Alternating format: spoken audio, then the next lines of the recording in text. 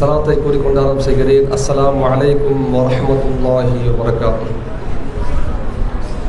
அல்லாஹ் சுப்ஹானஹு வ தஆலா தனது திருமறை குர்ஆன் ஷரீஃபில் கூறி காட்டுகிறான், இன்னஸ் ஸம்அ வல் பஸர வல் ஃபுஆத குல்லு உலாயிக கான அன்ஹு மஸ்ஊலா.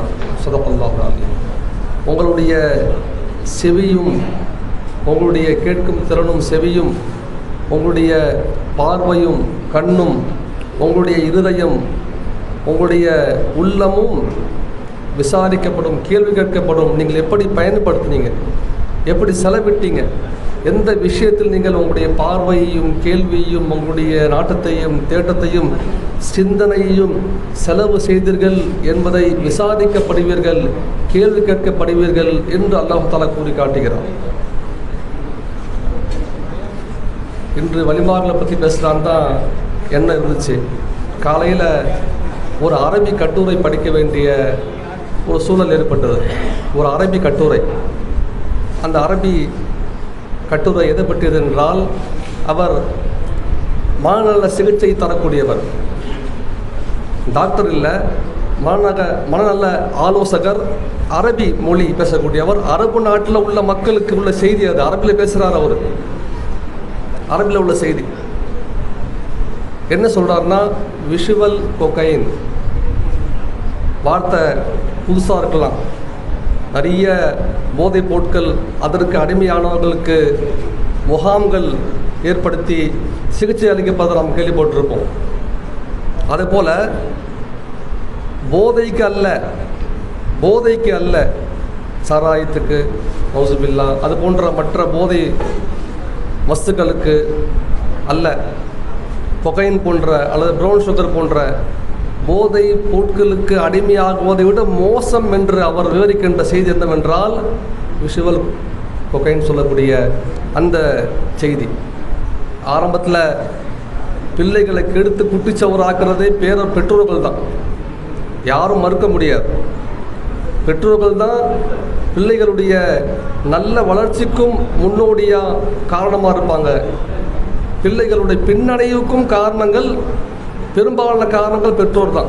ஏன்னா பெற்றோர் தான் அவர்களுக்கு உணவு ஊட்டி பானம் ஊட்டி வளர்ப்பதை போன்று நல்ல விஷயங்களையும் மார்க்க விஷயங்களையும் தீனுடைய விஷயங்களையும் அல்லாஹ்வுடைய அச்சத்தையும் அல்லாஹ்வுடைய பயத்தையும் உணவோடு பானத்தோடு ஊட்டி வளர்க்க வேண்டிய பெற்றோர் என்ன செய்கிறாங்க, நேர்மாற்றமாக கையில் ஃபோனை கொடுத்துட்றாங்க. நான் பார்த்தேன், ஒரு 2 வயசு 3 வயசுக்குள்ள அவங்க அம்மா சோறு ஊட்டுறாங்க, கையில் ஃபோன் பார்த்துட்டே இருக்கிறான், அவங்க அம்மா ஊட்டிகிட்டே இருக்குது. என்னங்க இது, என்ன பழக்கம்? இல்லைங்க, அவங்க ஃபோன் கையில் கொடுத்தா தான் சாப்பிடுவான், சாப்பிடும்போது கையில் கொடுத்தா கம்முன்னு இடத்துல உட்காந்துருவான், இங்கே ஆட தேவையில்லை, ஊட்டிகிட்டே இருக்கலாம். என்ன பழக்கம் இது? உணவோடு அல்லாஹ் ரசூலுடைய இஷ்கையும் முஹப்பத்தையும் ஊட்ட வேண்டிய பெற்றோர் மொபைல் ஃபோனை 2-3 வயசுக்குள்ள கையில் கொடுத்தா என்ன ஆகும்? அதோட விளைவு பாதிப்பு என்ன? ஆரம்ப பாதிப்பு ஸ்கிரீன் அடிக்ஷன் சொல்லக்கூடிய அதிக நேரம் ஃபோன் பார்க்குற பாதிப்பு. இன்று பெரும்பாலான மாணவர்கள் பெரும்பாலான வீடுகளில் இதே ப்ராப்ளம் தான்.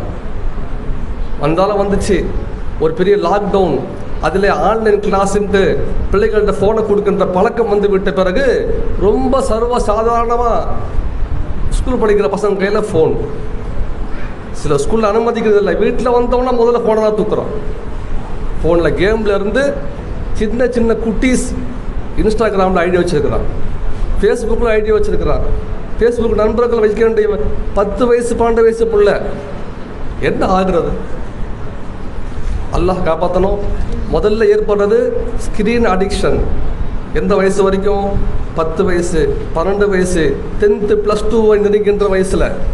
அந்த ஆய்வாளர் என்ன சொல்கிறாரு, உங்களுடைய பிள்ளைகளை கண்காணியுங்கள், தனியாக எங்கும் அவர்களை விடாதீர்கள். சொந்தக்கார வீடாக இருந்தாலும் சரி, படுக்க இரவு தங்க அனுமதிக்காதீங்க. உங்களுடைய கண் பார்வையில் பிள்ளைகள் இருக்கட்டும். இரவோ பகலோ 5 பேர் 10 பேர் கூடி ரூமு கதவை மூடிக்கிட்டு மொபைல் ஃபோனை யூஸ் பண்ணுறதுக்கு அனுமதிக்காதீங்க. ஒரு வீட்டில் போனால் குட்டிஸை காணோம், காமாக இருக்குது வீடு, எப்பொழுதுமே கலைவரமாக இருக்கும், நிறைய குட்டிஸ் இருக்கிற வீடு. அமைதியாக இருக்குது. நான் ஒவ்வொரு ரூமாக பார்க்குறேன், எங்கள் ரூமில் இல்லை, ஹாலில் இல்லை, எங்கே பசங்களுக்கு காணும். கடைசியில் பார்த்தா ஒரு ஈட் ரூமில் ஒரு ஃபோனை வச்சுக்கிட்டு 3-4 குடிச்சு உட்காந்துருக்குதுங்க. இதில் என்ன பழக்கம் இது? இதனால் என்ன ஆகுறது? பிள்ளைகளோட எதிர்காலம் பாதிக்கப்படுது. இடையில ஒரு சர்வே எடுத்தாங்க. முதல் மதிப்பெண் தொட்ட மாணவர்களுடைய பட்டியல் 10th, +2, இப்படியே யூபிஎஸ்சி போன்ற எக்ஸாம்களில் ஒவ்வொன்றிலையுமே காலேஜ் ஃபஸ்ட்டு, கோல்டு மெடலிஸ்ட்டு, இது போன்றவர்களெல்லாம் பொறுக்கி எடுத்து ஒன்று கூட்டி அவர்களிடம் ஒரு ஆய்வு மேற்கொள்ளப்பட்டது. அந்த ஆய்வில் அவர்கள் யாரும் ஆண்ட்ராய்டு ஃபோன் யூஸ் பண்ணுறதில்லை. காலேஜ் முடிச்சுட்டான், ஐஏஎஸ் படிச்சுட்டு இருக்கிறான் ஒருத்தன், அதில் அதிக மதிப்பெண். இப்படி படிப்பில் வெற்றி முகடை தொட்ட பெரும்பான்மையான மாணவர்கள் யாரும் வச்சுருக்கான் ஃபோனு, நம்பர் ஃபோன் வச்சுருக்கான், பட்டன் ஃபோன். இல்லை, நேரம் வேஸ்ட் ஆகிரும், அதில் போனால் நம்மளால் படிப்பில் கவனம் செலுத்த முடியாது. நிறைய மாணவர்களுக்கு இந்த பின்னடைவுக்கும் காரணம் ஞாபக சக்தியின்மை, மறதி, பல்வேறு பிரச்சனை, உடல் மனம் சம்பந்தப்பட்ட பிரச்சனைக்கு அடிப்படை காரணமே மொபைல் ஃபோன் தான்றாங்க. ஆரம்பத்தில் ஸ்க்ரீன் அடிக்ஷனில் ஆரம்பித்து 10th +2 கிராஸ் பண்ணும்போது நவுசுபில்லா அப்போ தான் விசுவல் கொக்கைன்னு சொல்லக்கூடிய ஆபாச படம் பார்ப்பதற்கு அடிமைகளாக ஆகி போகிறார்கள். இதில் முஸ்லீம் மாணவர்களும் விதிவிலக்கல்ல. தனியாக அனுப்பாதீங்க, தனியாக படுக்க வைக்காதீங்க, தனியாக நண்பர்களோடு வீட்டில் ஸ்டே பண்ணுறதுக்கு விடுறாங்க பிள்ளைகளை. அது ஆண் பிள்ளையாக இருந்தாலும் சரி, பெண் பிள்ளையாக இருந்தாலும் சரி, பெரிய பாதிப்பும் பெரிய ஆபத்தும் காத்திருக்கிறது. ஒரு கட்டத்தில் அவர்களை மீட்க முடியாத அளவுக்கு அந்த விசுவல் கொக்கைனை பயன்படுத்தி அதற்கு அடிமைகளாக போய், அதில் யாரும் விதிவிலக்கல்ல. அவர் என்ன விவரிக்கிறார்னா, குழந்தைகள் மட்டும் பாதிக்கப்படலை, இதிலே திருமணம் ஆனவர்களும் விதிவிலக்கல்ல, திருமண வயதை எட்டியவர்களும் விதிவிலக்கல்ல. ஆண்மை கோளாறிலிருந்து திருமணம் தள்ளி போகின்றது வரை உண்டான பெரும்பாலான பாதிப்புக்கு காரணம் இதான்னு சொல்கிறார். அதே போல் திருமண மாணவர்களுக்கு மனைவி மீது பிரியம் இல்லாமல் போவது, பற்றில்லாமல் போவது, ஒரு வெறுப்பு ஏற்படுவது, கணவன் மனைவிக்கு மத்தியில் விவாகரத்து வரை செல்வதற்குண்டான அடிப்படை காரணங்களில் அவர் விவரிக்கின்ற பொழுது ஆபாச படம் பார்ப்பதை தான் அவர் விவரிக்கிறார்.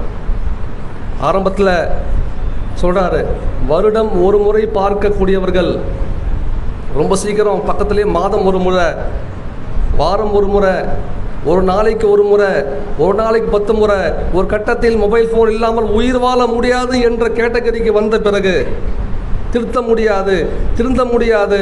எப்படி போதைக்கு அடிமையானவரை திருத்த முடியாமல் ஹோமில் சேர்க்கிறார்களோ அதை போன்று அவரை அத்தகைய பாதிப்புக்கு உள்ளானவர்கள் ஹோம் போன்றவைகளில் சேர்க்கப்படுறாங்க. அவர்களுக்கு மனநல சிகிச்சை, மனநல ஆலோசனைகள் கொடுக்கப்படுகிறது. மீட்டு கொண்டு வருவது பெரும்பாடு. உடலால் பொருளால் பல பேருக்கு வேலை போயிடுச்சான். அதிலே மூழ்கி இருந்தால் எப்படி வேலை பார்ப்பான்? கவனம் இருக்காது, தப்பாக செய்வான். 4 தடவை பார்ப்பான் கம்பெனி, ஒரு வாட்டி இழுத்து மூடி அவனை துரத்தி விட்டுருவான் வெளியே. இப்படி நிறைய பேருக்கு வேலை போனது, படிப்பு போனது, உத்தியோகம் போனது, கணவன் மனைவி மத்தியில் விவாகரத்து ஏற்பட்டது, படிப்பு நாசம்.